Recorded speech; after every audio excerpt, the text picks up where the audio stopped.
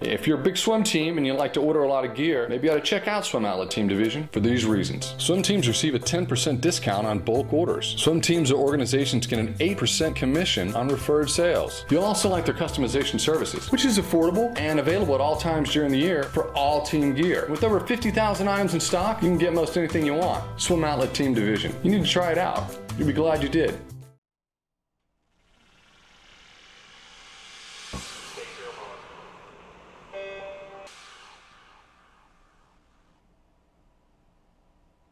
This is the Morning Swim Show for Thursday, May 2nd, 2013. I'm your host, Jeff Cummings.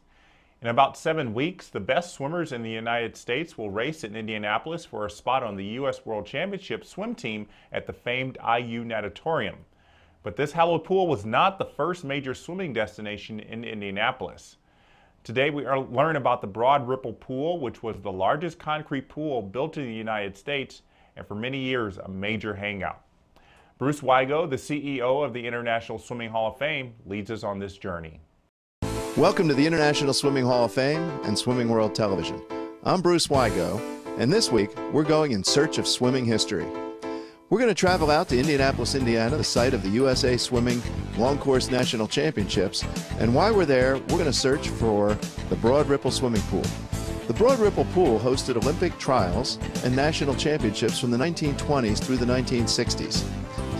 In 1924, these two gentlemen, Johnny Weissmuller and Duke Kahanamoku, faced off in the Olympic trials and then went on to win gold and silver medals in the 100-meter freestyle. We're going to see if this pool still exists, and if it is, we're going to go take a look at what was once the world's largest swimming pool and the epicenter of swimming in the United States. The IUPUI Natatorium in Indianapolis, Indiana is one of the finest competitive aquatic centers in the world. It has hosted 11 U.S. Olympic swimming and diving trials, 17 NCAA championships, 18 national championships, and 3 U.S. Opens since opening in the 1980s. But Indiana had a rich tradition in competitive aquatics long before the IUPUI Natatorium was built, with national championships and Olympic trials being held at the famous Broad Ripple Pool, which was built in 1908. Can we still see the Broad Ripple Pool today? We're here to find out. We're starting our quest to find out more about the Broad Ripple Pool here at the Indiana History Center in downtown Indianapolis. Once inside, I was greeted by Amy Lamb, the media relations manager for the center. She took me up to the research center in the library. Let's do the search. And right here we have something from our pamphlet collection inviting people out to Broad Ripple Park, in which the pool is located. Fun for all for fun. So we'll end up pulling that material for you, but we also want to take a look at our digital image collection. We have quite a few images that are already digitized. Okay, and here's exactly the pool we're talking about. So we can actually print out all of these images for you, but wouldn't it be cooler to look at the originals? Absolutely. All right, well, let's talk with our reference service desk and get some of those down. Great, thanks. Now, we pulled a lot of the photographs that we saw on the computer out for you to take a look at. These are from our vast photo collection. So looking back at it, you've got a lot of different... The most interesting piece was the pamphlet from the Broad Ripple Amusement Park. The pool was the most popular attraction at the park, even though it had roller coasters, a zoo, a shoot-to-shoot, and all kinds of other amusements. The pool itself was immense, 450 feet long, 207 feet wide. It went from a few inches deep at one end to 16 feet at the diving end.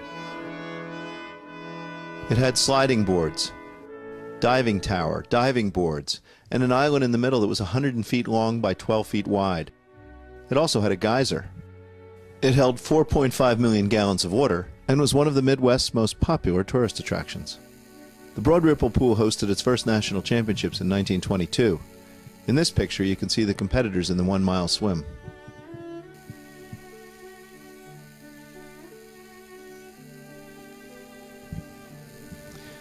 In this panorama view, you can see the competitors, coaches, and officials who participated in the 1924 men's Olympic tryouts at the Broad Ripple Pool.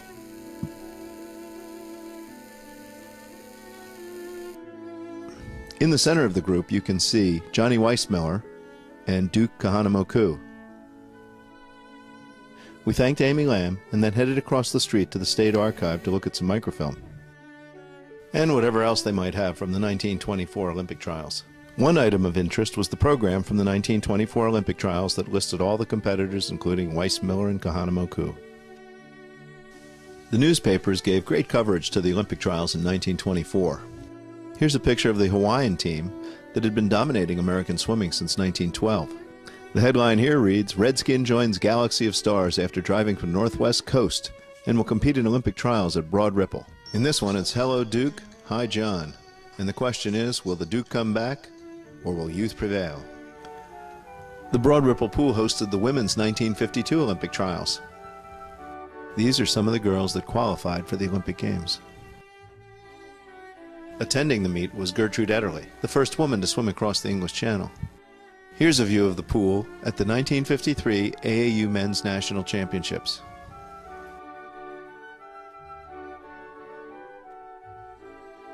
That's Olympic gold medalist and Hall of Famer Ford Kono. Here's Ford stroking to another distance victory.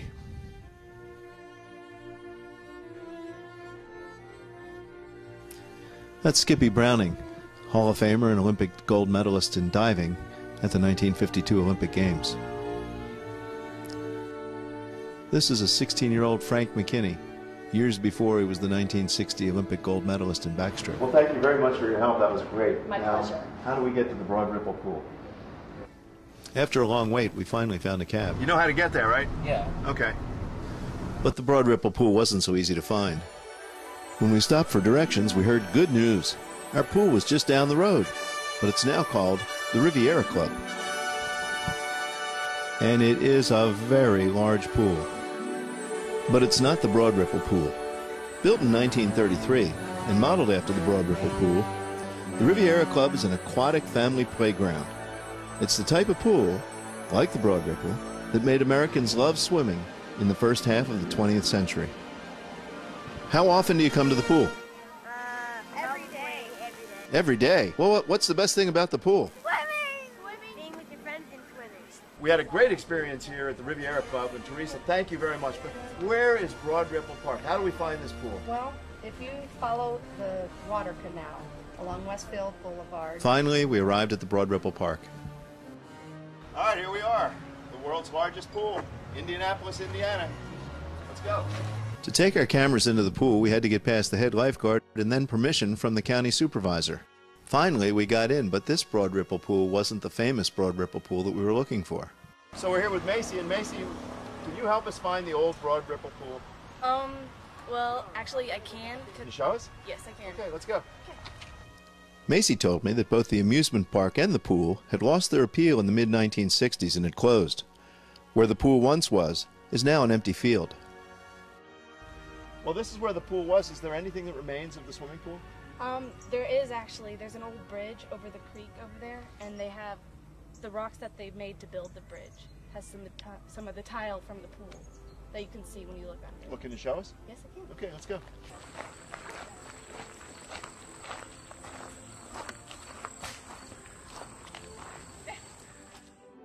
If you look up here, you can see where the old tile was, and it's red and white blocks all the way around. Oh, well, you know how this makes sense, is this was the world's largest concrete pool. So you can see that this was probably the sides or the walls or maybe the floor of the pool. And when they broke it down and destroyed the pool, they must have used some of it to construct this bridge. And here it is upside down, and here's the tile from the pool. And it goes along over here, and there's some more. And it's all under all these slabs is the pool tile from the old Broad Ripple Pool. Really pretty amazing, and that's what's left of the world's largest swimming pool here in Indianapolis, Indiana at the Broad Ripple Park. I'm Bruce Wigo for In Search of Swimming History. Thanks for joining us, and we'll see you next time. Our thanks to Bruce for taking us back in time, and you can see more historic videos from the International Swimming Hall of Fame by going to ishof.org or visit their YouTube page. That's going to do it for today's Morning Swim Show. Thanks for watching.